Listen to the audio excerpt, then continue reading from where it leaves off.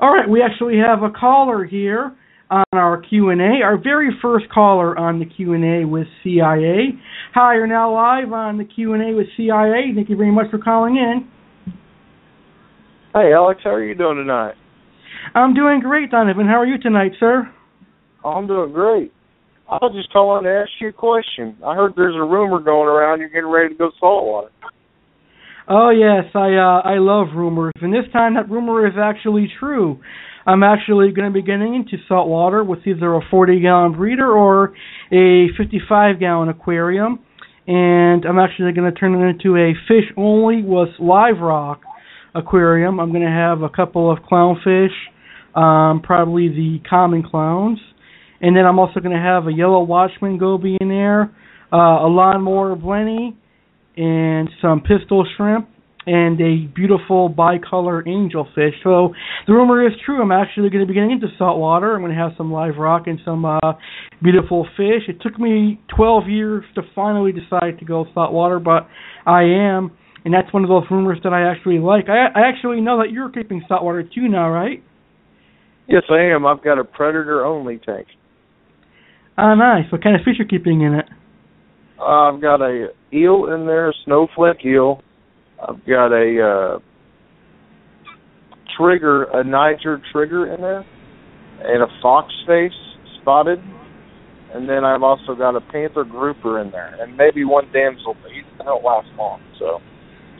Oh, nice. Is it a very big tank? It's a 55-gallon.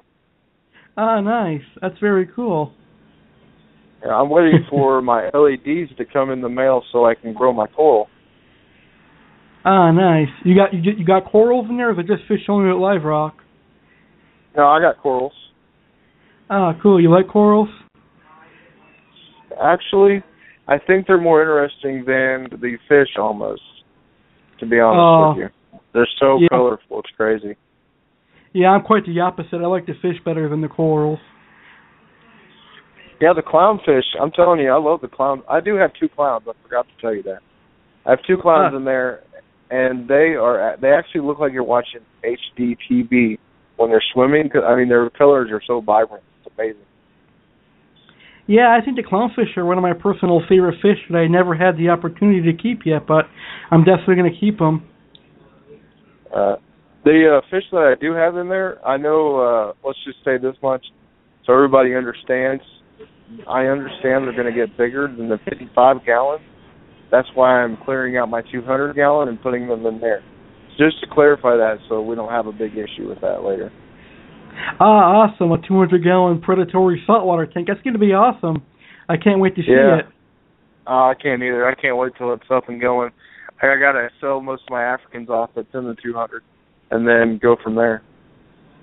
I'm still keeping nice. African cichlids in my fish room, but my big tank, I'm going to get a shark for it eventually.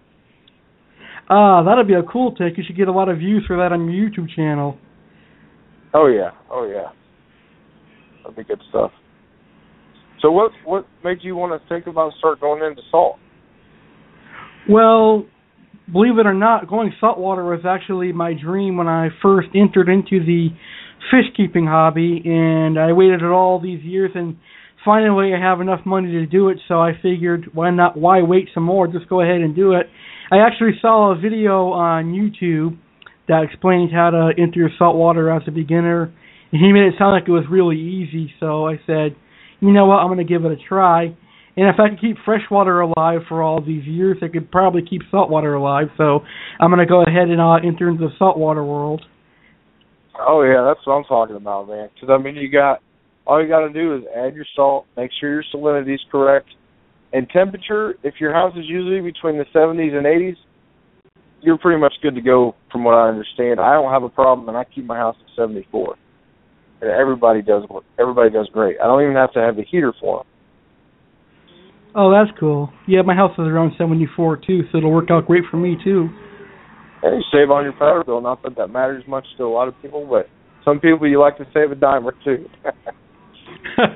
Yeah, I know how that feels. That's good stuff. You know, I mean, honestly, I think salt's pretty much a whole new world I opened up to, and I'm glad there's more to fish keeping than just freshwater fish because, I mean, you don't want to stop somewhere. You want to keep going, and this is a chance to keep going.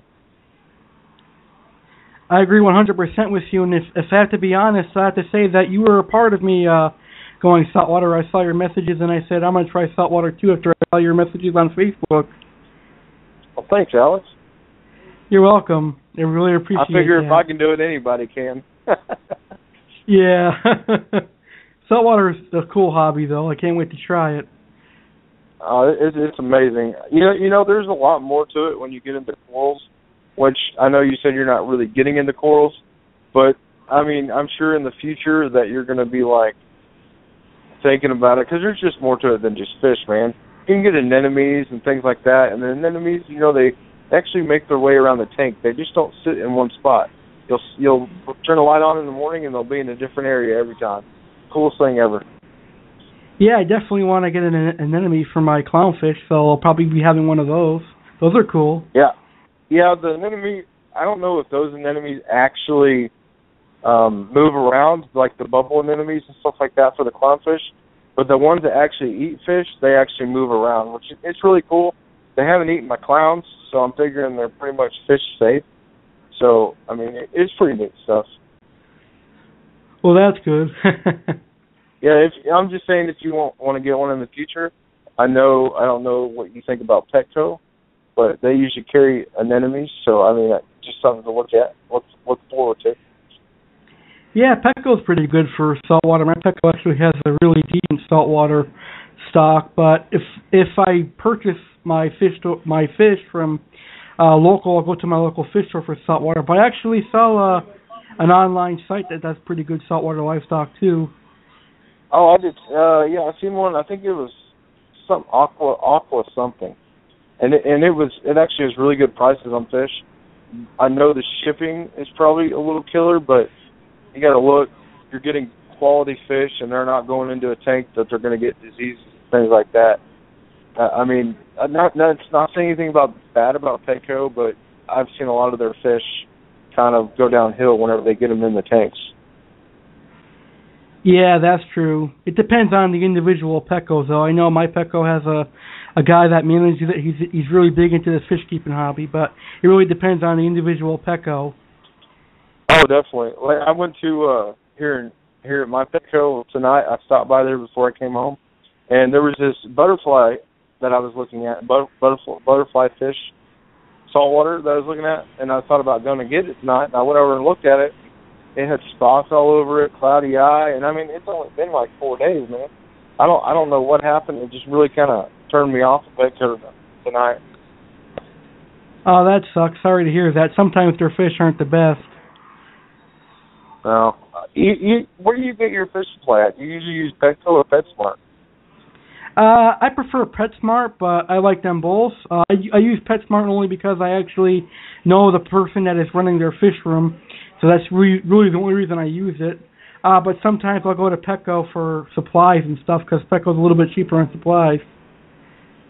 Right. You know, sometimes a lot of times actually, when I go to PetSmart, which is right across the highway, they always have really good deals. Like they'll have sales on their filters, their heaters, or food, whatever it might be. And honestly, I like to shop at PetSmart myself for my equipment and get my fish at Petco for the most part.